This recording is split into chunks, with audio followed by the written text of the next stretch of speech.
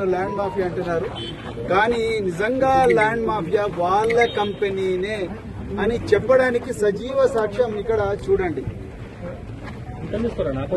దాకా ప్రశాంత్ గారు ఒక ఫోటో కంటైనర్ రాఘవ కన్స్ట్రక్షన్ అంటే ఈ అక్రమంగా మైనింగ్ చేస్తున్న ఈ ప్రాంతం అంతా కూడా ఈ రాఘవ కన్స్ట్రక్షన్స్ చేస్తుంది. చూడండి వాళ్ళ కంటైనర్ మీద కూడా రాఘవ రాసిందని ఒక ఫోటో పెడితే రాత్రికి రాత్రి నీలి రంగు వేసి ఈ రాఘవ అనేది కనిపించకుండా చేసిండ్రు.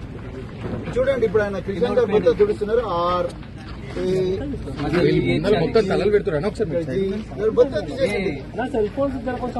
తెలంగాణలో ఫోరెన్సిక్ అధికారులు లేకపోతే స్థానిక శంషాబాద్ పోలీసులు లేకపోతే ఆర్జీఐఏ పోలీసులు దయచేసి మీరు వచ్చి చూడండి. ఈ పెయింట్ ఫ్రెష్ గా వేసిన పెయింట్ ఇక్కడ క్లియర్ గా రాఘవ అని రాసున్నది.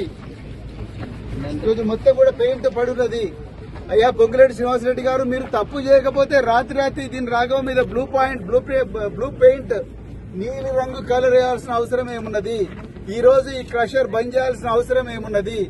మీ ఇక్కడ పనిచేసే ఎంప్లాయీస్ అందరూ పారిపోవాల్సిన అవసరం ఏమున్నది?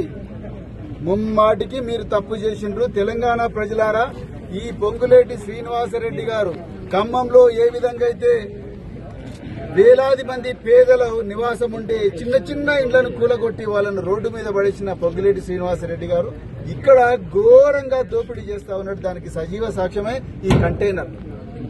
అర్జెంట్ గా ఆయన ఈ కంటైనర్ లో పెట్టి జైలుకు పంపించాల్సిన అవసరం ఉన్నది.